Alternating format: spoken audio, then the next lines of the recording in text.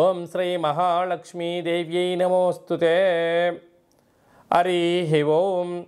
మా ఛానల్కి స్వాగతం. చూస్తున్న వీక్షకులకు ప్రేక్షకులకు ప్రియ కాలభైరవ భగవద్బంధులకి స్వాగతం పలుకుతూ మమ్మల్ని ఎంతగానో ఆదరిస్తూ ఉండబడినటువంటి ప్రియ సోదర సోదరీమణులకు సనాతన ధర్మ సంరక్షకులకు జ్యోతిష్య అభిమానులకు స్వాగతం పలుకుతూ అందరి పేరును గణేశ నిమజ్జన మహోత్సవ శుభాకాంక్షలు. గంగా తీరం వైపు వెళ్తున్నటువంటి గణపతి స్వామివారిని ఒక ఆశీస్సులు. తండ్రి కైలాసం నుంచి వచ్చి మేము చేసిన పూజలంతను కూడా స్వీకరించి మమ్మల్ని ఏడాది వరకు సంపూర్ణ ఆయురారోగ్యాల చేత ఆశీర్వదించమని సాగర తీరం వైపు స్వామివారి వెళ్తూ ఉంటారు కనుక అందరూ స్వామివారి యొక్క ఆశీస్సులు పొందుదాం. అఖండమైనటువంటి అష్ట కష్టాలకు స్వస్తి పలుకుదాం. అష్ట ఐశ్వర్యం స్వాగతం పలుకుతాం.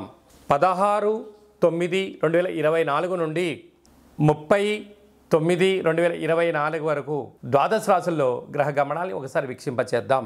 వృషభ రాశిలో దేవగురు బృహస్పతి శత్రుస్థానంలో సంచార స్థితి, మిథున రాశిలో కుజ భగవానుడు సంచార స్థితి, సింహరాశిలో బుధ భగవానుడు సంచార స్థితి, కన్యరాశిలో త్రిగ్రహ కూటమి రవి శుక్ర కేతు సంచార స్థితి, కుంభరాశిలో శని భగవానుడు స్వక్షేత్ర తిరోగమన వక్రగమన సంచార స్థితి, మీనరాశిలో రాహు సంచార స్థితిలో ద్వాదశ రాశుల్లో గ్రహ గమనాలు ఈ విధంగా ఉన్నాయి.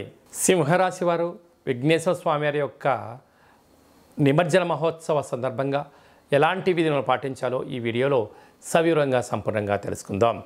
సింహరాశిలో ఏ నక్షత్రాలు వస్తాయనగా మఖా నక్షత్రంలోని 4 పాదాలు, ఉబ్బా నక్షత్రంలోని 4 పాదాలు, ఉత్తరా నక్షత్రంలోని 1 పాదం కలిపితే సింహరాశి.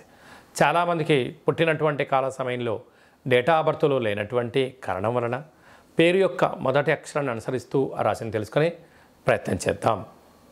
మా, మీ, మూ, మే, మో, టా, టీ, టు, టే అక్షరాల వారందరూ కూడా సింహరాశి జాతకులే.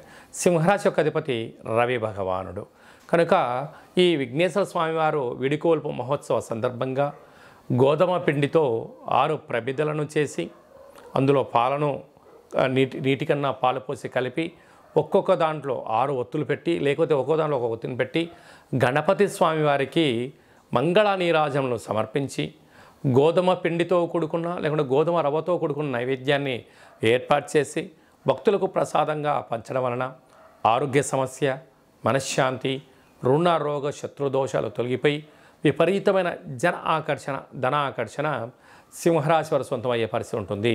రాశిలోనే బుధ భగవానుడు ఉండడం వలన బుద్ధికారకుడైనటువంటి బుధుడు బుద్ధినిచ్చి ప్రసాదించే విఘ్నేశ్వర స్వామికి ఆశీర్వాదం వలన అంతా మంచి కలుగుతుందని చెప్పి గమనించాలి. ధన వాక్కు కుటుంబ స్థానంలో రవి శుక్ర కేతు సంచార స్థితి ఉన్నప్పుడు దయచేసి విందులని వినోదాలని ఆర్భాటాలకు వెళ్ళొద్దు. ఉన్న దాంట్లో సమృద్ధిమైనటువంటి మంచి జ్ఞానం చేత ధనాన్ని కాపాడే ప్రయత్నం చేయండి. స్థిరచరాస్తులు మీ సొంతమయ్యే పరిస్థితి చాలా అధికంగా ఉంటుంది. అదే కాకుండా సప్తమ స్థానంలో శని భగవానుడు వక్రగమన సంచార స్థితిలో ఉన్నప్పుడు వీలైనంత వరకు ప్రేమకు దూరంగా ఉండండి. భార్యాభర్తల మధ్య విభేదాలు వచ్చే అవకాశాలు ఉన్నాయి. నూతనమైన కార్యక్రమాలను ప్రారంభించడానికి ఇది అంత సరైన సమయం కాదు అని చెప్పి గమనించాలి. అష్టమంలో రాహు అనేక మంది శత్రువులు పొంచి ఉన్నారు. నీ తిండి తిని నీ నీళ్ళే తాగి నీ పక్కనే ఉంటూ నిన్ను వెన్నుపోటు పడవడానికి అనేక మంది సిద్ధంగా ఉన్నారు. ఎవరు మనవారు ఎవరు పరాయి వారు అని ఆలోచించుకోవడము మీ వ్యక్తిగతం అని చెప్పి గమనించగలగాలి.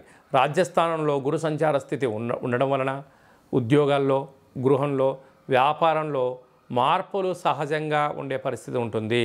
కనుక ఇలాంటి కాల సమయంలో ఆధ్యాత్మికమైన చింతన, మంచి పుస్తకాలు, దేవాలయాల దర్శనాలు, దానం ధర్మం సేవ వలన మనశ్శాంతి మీ సొంతం అవుతుందని చెప్పి గమనించాలి. లాభస్థానంలో కుజుడు ఉండడం వలన స్థిరాస్తులు చరాస్తులు సింహరాశి వారి సొంతమయ్యే పరిస్థితి చాలా అధికంగా ఉంటుంది.